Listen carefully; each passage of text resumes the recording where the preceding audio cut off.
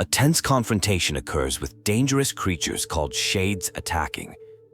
The protective older sibling fights them off while trying to keep their younger sister, Yonah, safe. The situation is frightening, but the sibling promises not to let any monsters harm Yonah. A touching moment occurs when Yonah finds a cookie and wants to share it, but tragically drops it. This leads to an emotional scene where Yonah becomes ill and needs urgent medical help. The daily routine shows Yonah staying home sick while the older sibling goes hunting. The village helper Popola provides support, giving money for herbs and medicine. The villagers care deeply about helping the siblings survive and seeing Yonah get better. The world is in a dark state, with declining populations, diseases, and monster shades threatening humanity. Despite these challenges, the focus remains on the siblings' survival and Yonah's health, with support from kind villagers giving hope for their future. After completing errands, there is discussion of a legendary lunar tear flower that could provide riches to buy medicine. This plants the seed of an idea in Yonah's mind about finding a cure for her illness. Yonah goes missing after learning about lunar tears growing near the lost shrine. Her sibling frantically searches for her, discovering she went to the dangerous shrine area alone, trying to find the flower to cure her sickness. A magical book called Grimoire Vice appears, initially acting superior but agreeing to help save Yonah. Though the book lost some powers from rough handling, it can absorb defeated monsters' abilities to regain strength.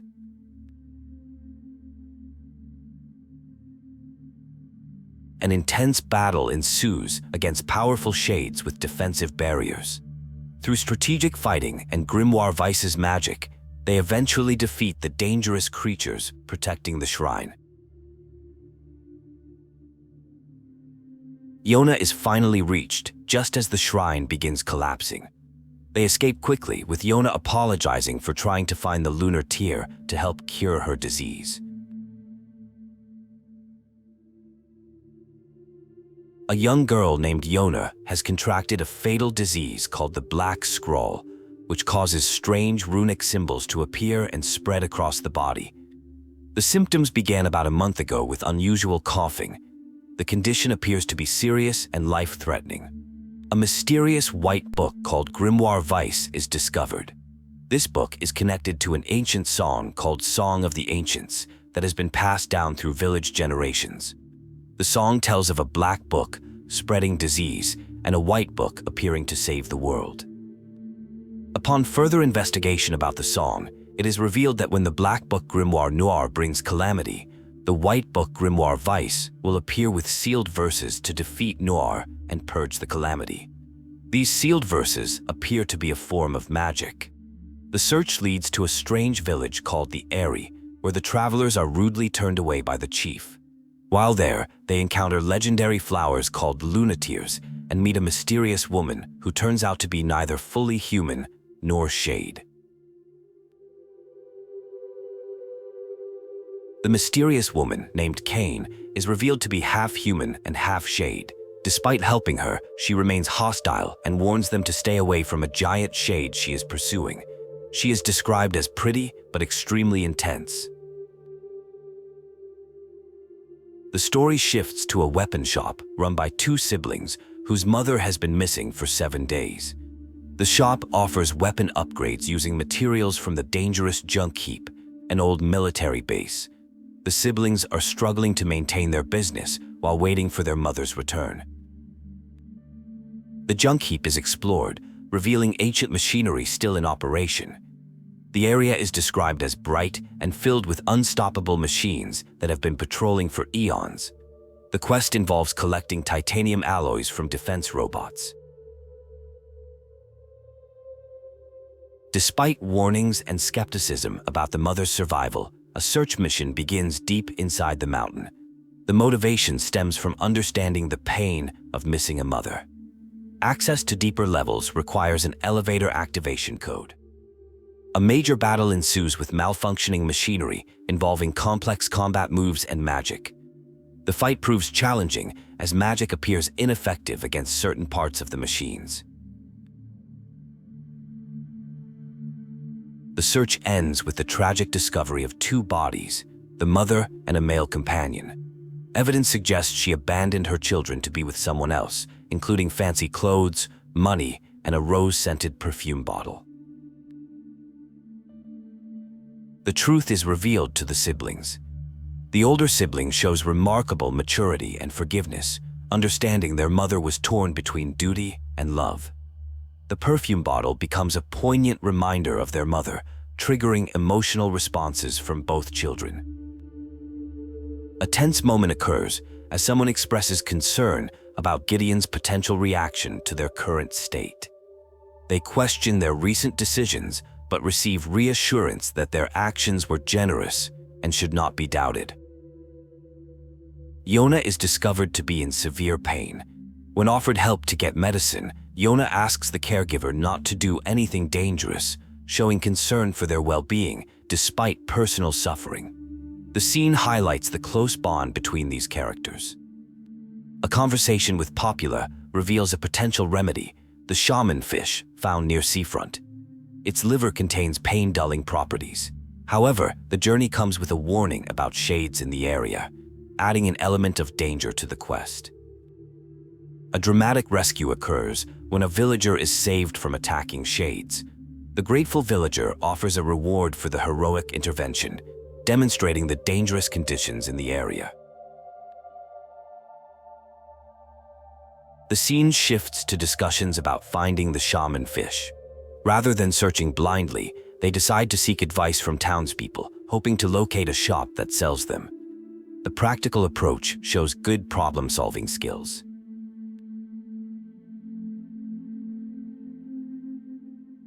Grimoire Weiss demonstrates their special ability to locate an expert who can help with the fish quest. This reveals tension between humans and magical beings, with Weiss expressing frustration at humans constantly seeking help instead of solving problems independently. An expert provides fishing instructions and equipment, directing them to the western beach. The interaction includes basic fishing lessons and emphasizes the philosophical nature of fishing as a battle of wills between human and fish. The quest gets interrupted by a demanding elderly woman at the lighthouse, leading to a humorous but tense exchange between her and Grimwar Vice. Despite initial reluctance, they agree to help with her mail delivery request. The medicine is finally delivered to Yonah, who shows bravery in taking it despite its bad taste. The scene demonstrates care and concern between the characters as they deal with Yonah's illness. News arrives via letter about a horde of shades appearing in the area, presenting a new urgent threat. Despite some reluctance, the decision is made to investigate and help the affected people. An intense confrontation occurs involving Cain, who faces a psychological battle against an entity mimicking their grandmother. The scene reveals Cain's painful past and determination for revenge, leading to an emotional climax. The scene focuses on saving Cain despite some suggesting abandonment. There is an emphasis on the value of life and friendship, though Cain initially resists help. The situation evolves into a discussion about friendship and the importance of having something to fight for. A formal discussion begins between characters about proper negotiation protocols and introductions. Some tension arises as one character asserts their full title should not be abbreviated. The conversation reveals that while revenge shouldn't be the only motivation, working together may be necessary moving forward.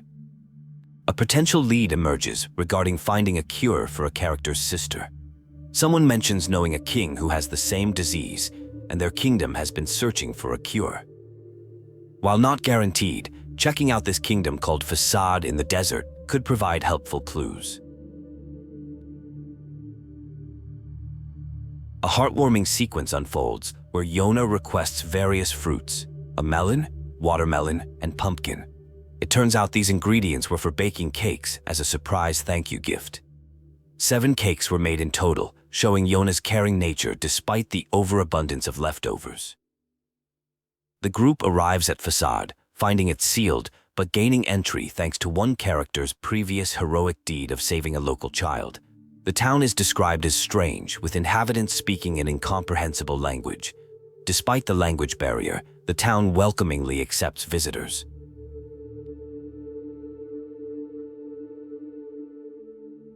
A helpful guide named Fira appears and offers to help navigate the complex rules and architecture of Facade. The city operates on a massive rule book and features a unique tiered structure where aristocrats live at higher levels while commoners reside below. Through clever use of Rule 1024, which requires honoring debts to outsiders, the group finds a way to help save the prince. This demonstrates how the strict rule system can be used advantageously when properly understood. An intense battle sequence occurs in a temple, featuring multiple characters working together against a powerful guardian. Despite different fighting styles and some friction between team members, they ultimately succeed in overcoming this challenge. Following the battle, important discussions about governance take place. A suggestion is made to implement Rule 0, allowing citizens to vote on changing rules they dislike. This proposal represents a significant potential change to Facade's rigid system. The conversation turns to finding a cure for the Black Scrawl disease. Even the king could not recover from it, confirming the need to collect sealed verses despite uncertainty about their effectiveness.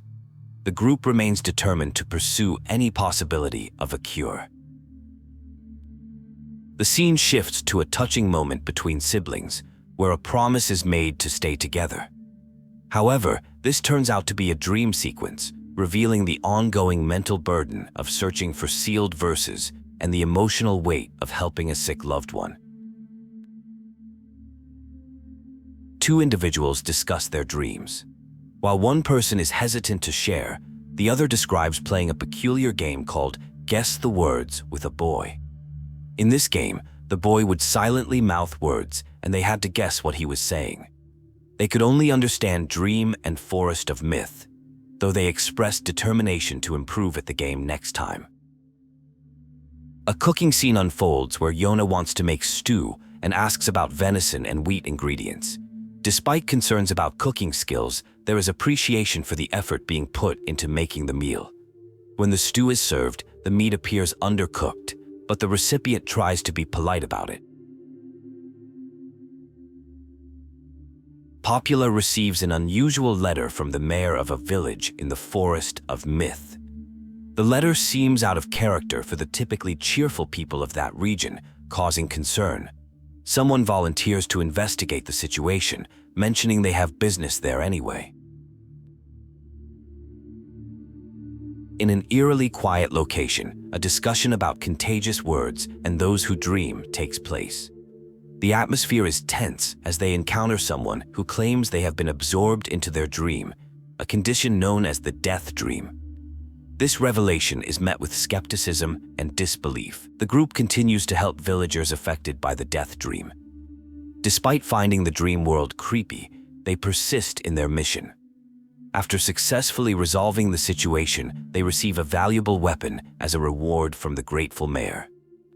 Following their success with the death dream situation, attention turns to a canal repair project. Someone is asked to help locate a missing worker in seafront, identifiable by his red bag. This leads to a search for the worker's wife, who hasn't been home for a week. The search for the woman with the red bag continues through town. Various locals are questioned, including someone at a tackle shop. They learn the woman had mentioned leaving town, leading to growing concern about her whereabouts. A red bag identical to the husband's is discovered near some shades, initially leading to fears about the wife's fate. The husband becomes distraught upon seeing the bag, blaming himself for her disappearance. In a surprising twist, the wife appears alive and well, revealing she had simply gone to visit her parents for a week as previously planned. The situation devolves into an argument about poor communication and an eaten apple, prompting observers to make a quick exit from the quarreling couple. The argument escalates when the wife complains about neighborhood gossip due to her husband being unemployed. However, The mood suddenly shifts when the husband reveals he secretly got a job. The wife is overjoyed and offers to bake an apple pie to celebrate their reconciliation.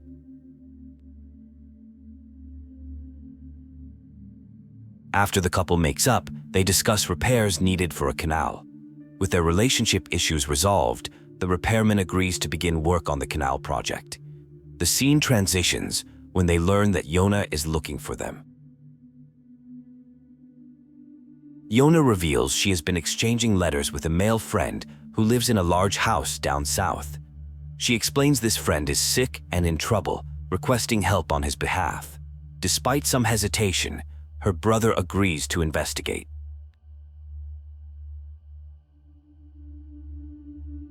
The story shifts to a mysterious manor where they meet Emel, the young master who wears a blindfold because his eyes can turn things to stone. They learn that Emel's butler, Sebastian, was actually the one writing letters to Yonah, hoping to find help for Emel's condition. The group searches the manor for a cure to Emel's condition, encountering dangerous enemies along the way. They discover a research report on petrification, but it's written in code. Sebastian offers to decipher it, showing his dedication to helping Emel. Cainey appears and shares wisdom with Emel about accepting his unique eyes as part of who he is. A dramatic confrontation with a shade occurs, leading to intense moments of action and personal growth for Emel, who vows never to give up.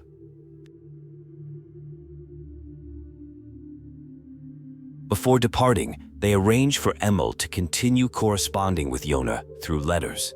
The scene then transitions to a poignant moment between siblings where Yonah, who is ill, expresses fears about her disease and whether it will affect their relationship. Mention is made of collecting sealed verses and finding Grimoire Noir. Yonah vulnerably expresses concern about being hated because of her illness, showing the deep emotional impact of her condition. A conversation reveals concerns about Yonah's worsening cough. Upon visiting Popola for more medicine, they learn she's out and needs vapor moss from the southern gate. Before the moss can be gathered, Emel arrives with an urgent warning about approaching shades attacking the village. A massive shade attack begins on the village. Everyone evacuates to the library for safety, while warriors engage in combat. The situation becomes dire as they face a particularly powerful regenerating shade that proves extremely difficult to damage. The fighters try various tactics while protecting the library.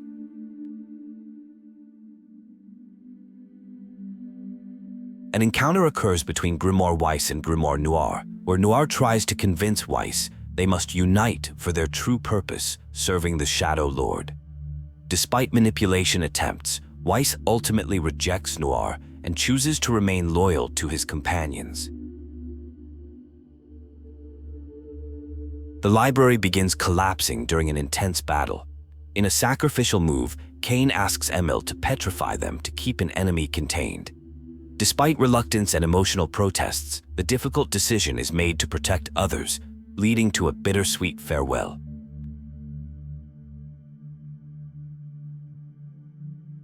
The aftermath reveals widespread devastation in the village from armored shade attacks. Reflection on how everything changed after the Shadow Lord's appearance 5 years ago, when Yonah was taken.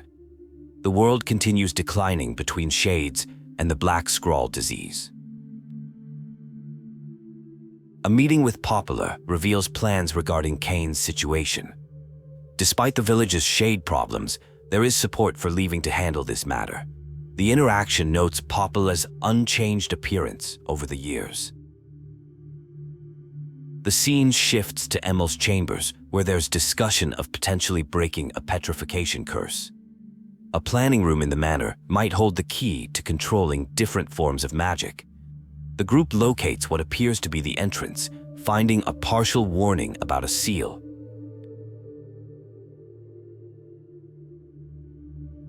The group approaches a mysterious room with a warning attached. Emel seems troubled, but insists he is fine, though the others notice something is wrong with him. They discover they are in what appears to be an old magical research facility that has special significance to Emel. Documents reveal this was a weapons laboratory known as Project Number 6. Emel starts having doubts about his identity and what he was doing there in the past. Despite his companion's concerns, he insists on continuing forward. Emel finally remembers his past. He and others were once normal human children who were brought to this facility. They were subjected to magical experiments to turn them into weapons.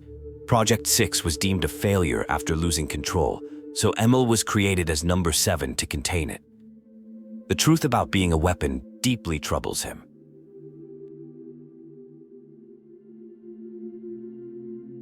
Emel reveals that Number 6 is actually his sister, and he believes her power could help remove his petrification curse.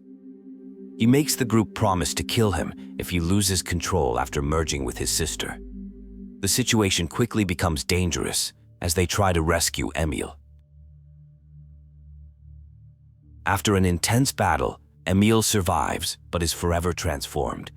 Though initially horrified by his new appearance, his friends reassure him that they accept him completely. He gains better control over his magical abilities and hopes to use them to help Cain.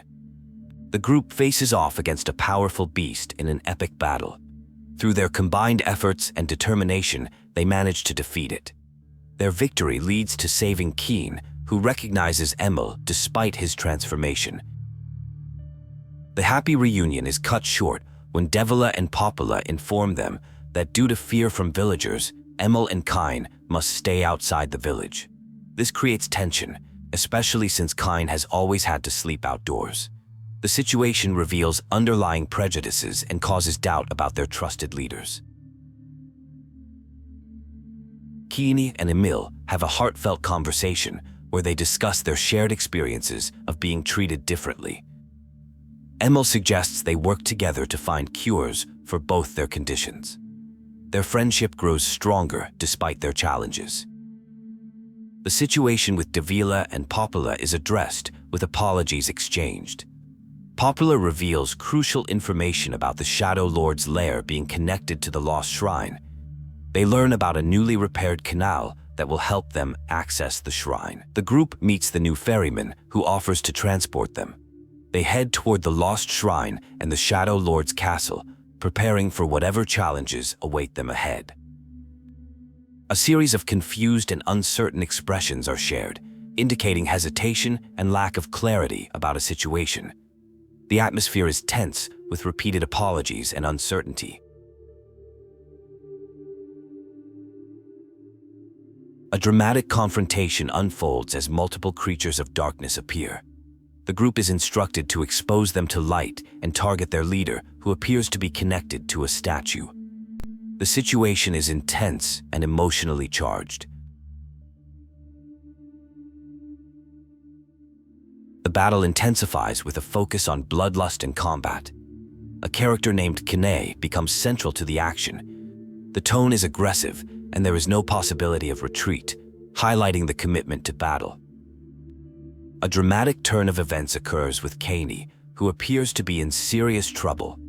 The situation becomes dire as others express concern for her well-being, suggesting a significant threat to her life. The group confronts Cainey's shade, forcing them to engage in combat. Despite emotional pleas, they must pin her down. The scene is filled with tension and reluctance to fight against someone they care about. An emotional moment occurs where deep friendship is expressed. The speaker shares vulnerable feelings about their bond with Cainey, emphasizing how their relationship provides strength and support through difficult times. The group discovers a mysterious cipher related to the Shadow Lord's castle. It requires multiple fragments, including the Stone Guardian, with references to robotics, memory trees, and other elements. They must search various locations to collect all pieces. An encounter with a military defense robot P-33 reveals its complex relationship with humans and its creator. Despite being programmed for defense, it shows unexpected emotional responses and protective instincts toward Khalil. A tragic accident occurs in a dangerous machinery-filled area resulting in Jacob's death. The structure collapses due to careless movement, highlighting the hazardous nature of the environment. Discussion reveals a 5-year plan involving the Shadow Lord and Gestalt. Key characters express determination to complete their mission despite potential dangers from shades guarding the fragments. A weapon upgrade scenario unfolds where materials are exchanged for improvements. The weaponsmith offers free service in appreciation of past favors and promises to send notification when complete. Investigation of the Divine Tree reveals mysterious presences and unusual restrictions on approaching it, except for prayer. The situation hints at deeper mysteries within the village. The group receives a letter directing them to the junk heap. A powerful weapon becomes available, leading to a request for revenge against specific targets in the mountain.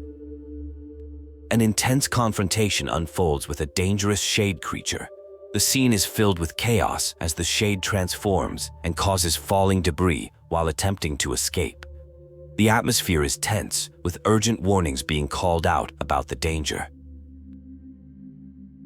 A deeply emotional scene reveals someone confronting a machine, accusing it of killing their family and taking everything from them. The raw pain and anger comes through as they demand answers about why this happened. In response, someone remarks, "This displays humanity perfectly." After defeating the creature, someone boasts about being able to now forage freely and create powerful weapons. Their celebration turns maniacal, prompting others to note that hatred and revenge won't heal emotional wounds, though they acknowledge this may be all the person can handle right now. A discussion begins about the unusual alliance between a shade and machine, with speculation about the shade giving orders to the mechanical being. While some wonder about the shade's motivations, others firmly maintain that understanding shades is pointless. They simply need to be eliminated. Someone expresses concern about potentially being taken over by a shade, but friends reassure them this won't happen, insisting they are not truly a shade. The interaction includes some lighthearted banter about their colorful language being proof they are not a shade. The conversation shifts to discussing the Shadow Lord's key and a village called Airy. Information from the village chief suggests positive changes, though some express skepticism about the sudden openness from a previously isolated area. Despite warnings of potential danger, determination to proceed remains strong. A poignant moment reveals desires for peaceful coexistence between humans and others, but fear that violence is inevitable. There is resignation that a young man will come and potentially harm everyone, including women and children, leaving them questioning what can be done. Upon arriving at the village, visitors encounter strange behavior from residents who seem evasive about a letter. The situation grows increasingly suspicious as villagers act oddly when questioned about shade hunting, eventually revealing themselves to be possessed by shades. A touching scene unfolds where someone is helping tie something in someone else's hair and suggesting they look in a mirror to check it out. The person seems sensitive to sunlight after being in darkness for a while. There is discussion about eventually going to see the ocean together, showing a caring relationship developing between the characters. At a post office, someone is looking for a missing husband from a fighting couple. The postal worker mentions that his friend's daughter also ran away recently. They discuss a huge shipwreck that recently appeared in the inlet, which has become the talk of the town among local kids. Someone named Louise hasn't been eating much lately. To cheer her up, there is singing and humming of a song that was previously known from someone who lived in the town lighthouse. Louise shows kindness by trying to cheer up the other person, revealing her gentle nature. Characters sense strange magical presence, possibly a shade, in Seafront Town. They discuss letter writing and living arrangements, showing development of a father-daughter-like relationship. The scene takes a dark turn when blood is discovered on the floor.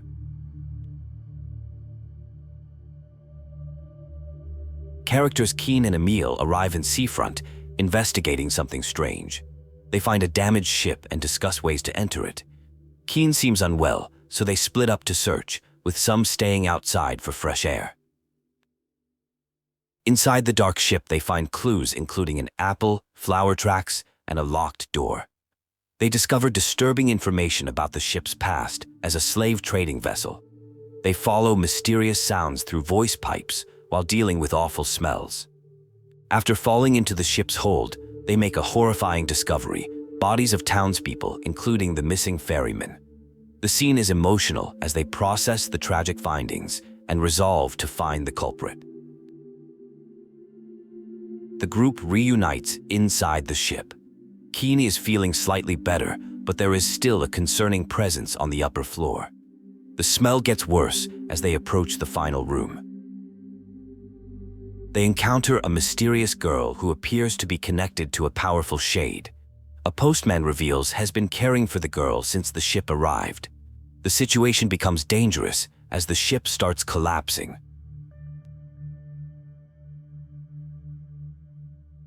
An intense encounter begins as the group discovers an escape route through a hole.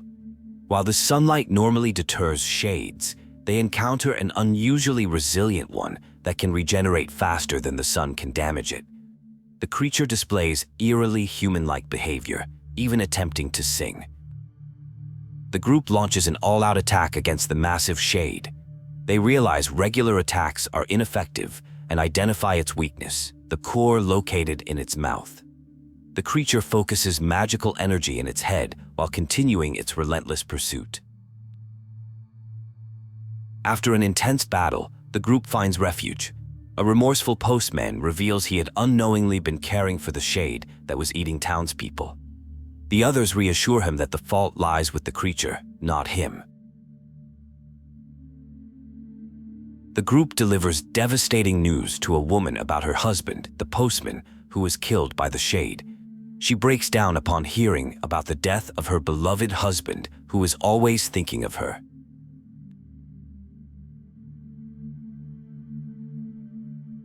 A surprising discovery is made. The shade left behind a letter for the postman. Despite its crude handwriting, the letter deeply affects the postman, who can't forget the creature's smile and song, even while acknowledging its monstrous nature. The discussion shifts to the challenging journey involving coastal shades and the ferryman's death. Work continues on decoding the key to the Shadow Lord's castle, though progress has stalled. Alternative ferry arrangements have been made to maintain access. News arrives about the king's upcoming marriage, prompting a journey to Facade. The king's bride is revealed to be Fiera, who has grown into a promising future queen. The announcement creates excitement among the gathering. The wedding festivities are interrupted by the shocking revelation that a wolf present is actually a shade. The situation becomes dire as the leader demonstrates the ability to reflect magic, creating a serious threat to everyone present. Tension escalates as the king, driven by grief, appears determined to confront the wolf pack despite warnings. The group decides to support him in this dangerous mission, not for his sake, but for Fiera's. They prepare for an extremely challenging fight ahead. The situation reaches a critical point as plans are made to confront the full wolf pack, despite knowing they previously faced only a fraction of their numbers. The group steels themselves for an epic confrontation, motivated by loyalty and revenge. A series of strange names and words are exchanged in what appears to be a foreign or mystical language. The conversation has an urgent, ritualistic quality to it as multiple entities communicate back and forth using unfamiliar terms.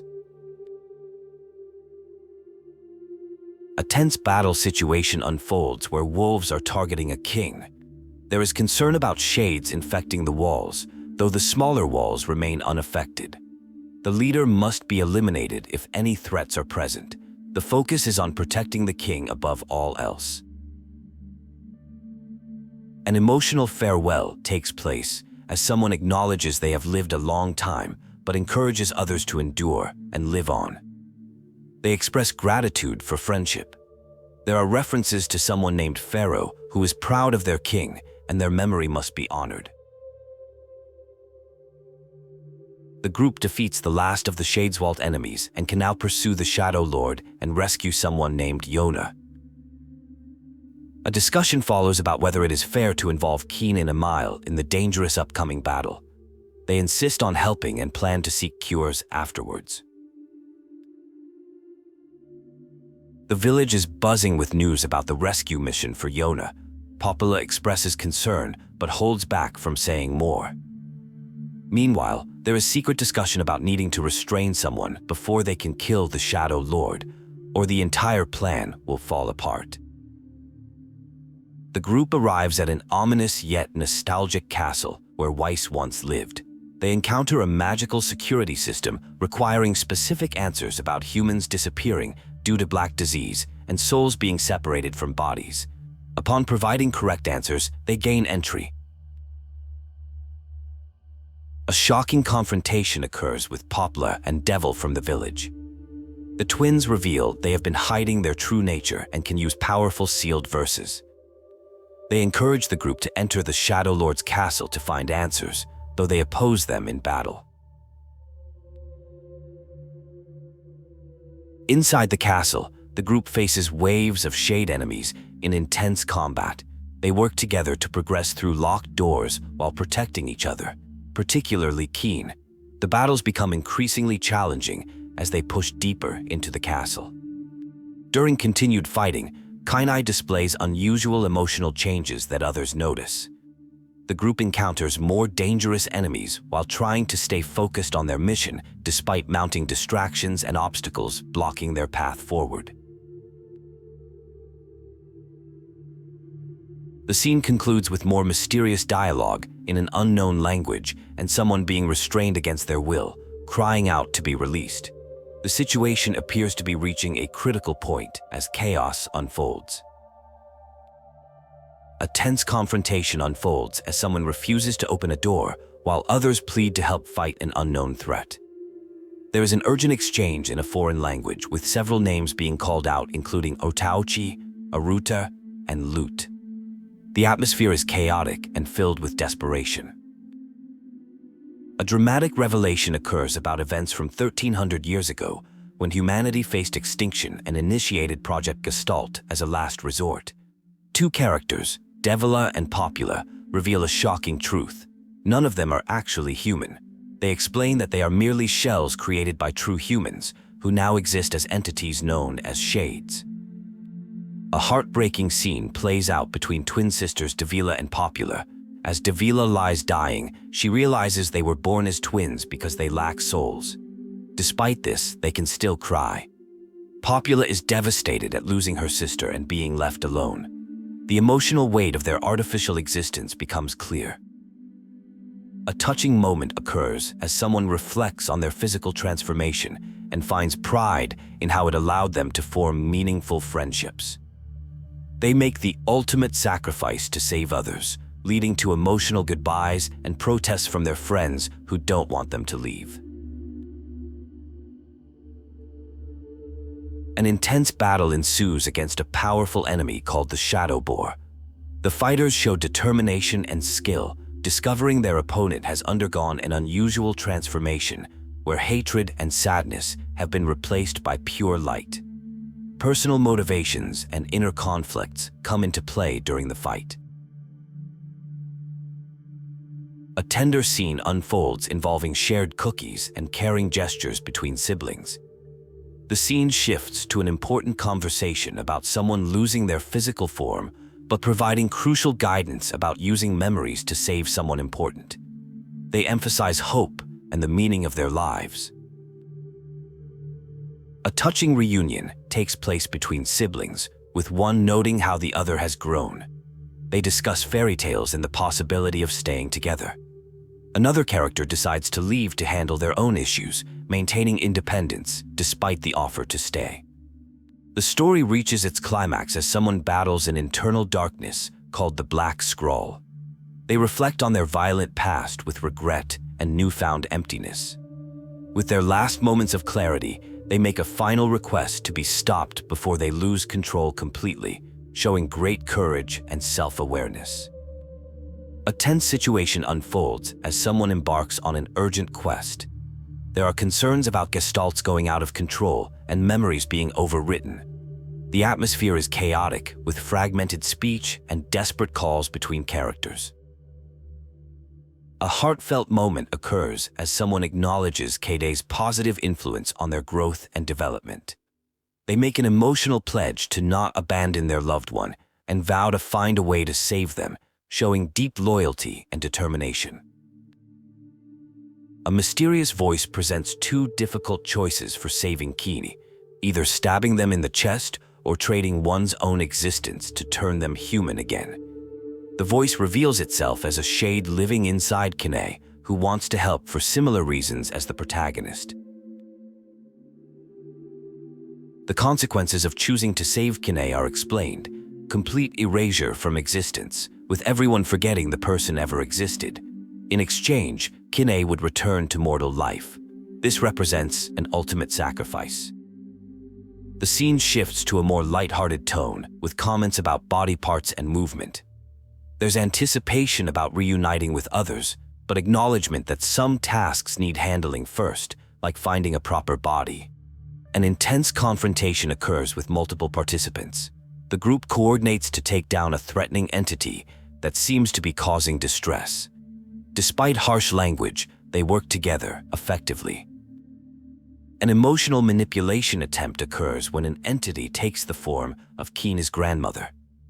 Cain sees through the deception, drawing strength from memories of their real grandmother who inspired them to keep fighting despite their challenging circumstances. 3 years after saving Yonah and defeating the Shadow Lord, someone experiences recurring dreams filled with sadness and a sense of forgetting something crucial. Despite achieving their main goal, they feel unsettled and incomplete. A rescue mission emerges involving the Forest of Myth, where communication has been lost. Someone volunteers to investigate despite the dangerous presence of shades in the area. The investigation leads to a mysterious location called the Sea of Humanity. Strange beings discuss replicas and manufacturing existence, creating an unsettling atmosphere with cryptic messages about information management and Project Gestalt. A reunion occurs between Cain and others during an intense situation. They coordinate to destroy a magic circle serving as an energy source, hoping to eliminate multiple threats at once. Two friends reconnect as Team Camille, though both share a strange sensation of having forgotten something important. They discuss a vague memory about making a promise to share a meal together. Despite the uncertainty, they remain determined to recover their lost memories. A powerful magical presence looms ahead, creating tension and anticipation. The duo arrives at what appears to be the Shadow Lord's castle. Inside exists a mysterious core containing vast amounts of information, including their lost memories. This place holds special significance as it contains the essence of their world and the truth they seek. Strange voices from dreams begin to surface, adding to the mysterious atmosphere. The environment becomes increasingly surreal as they encounter shades, transformed human souls. These entities are revealed to be manifestations of records and memories, representing complex emotions like fear, hate, and suffering. The situation grows more intense as they confront these supernatural elements. A major confrontation unfolds with a powerful nightmare entity created from memories. The protagonist faces this challenge with fierce determination, though confusion about missing memories of a previous encounter lingers. The situation becomes increasingly dangerous as magical attacks intensify. A turning point occurs when a mysterious voice offers help in retrieving a lost companion. The protagonist, referred to as Husi, receives support to face the challenging beast, leading to an intense magical battle. Despite initial resistance, they accept the assistance to overcome the powerful opponent. The protagonist makes a powerful declaration about personal choice and determination.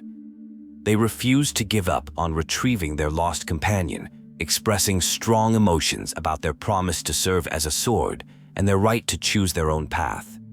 This moment marks a crucial decision point in their journey. The narrative reaches a philosophical turning point as they acknowledge that while their journey might seem meaningless and their past might be filled with mistakes, they choose to move forward. They affirm their commitment to this world and the people they care about, even in the face of potential destruction.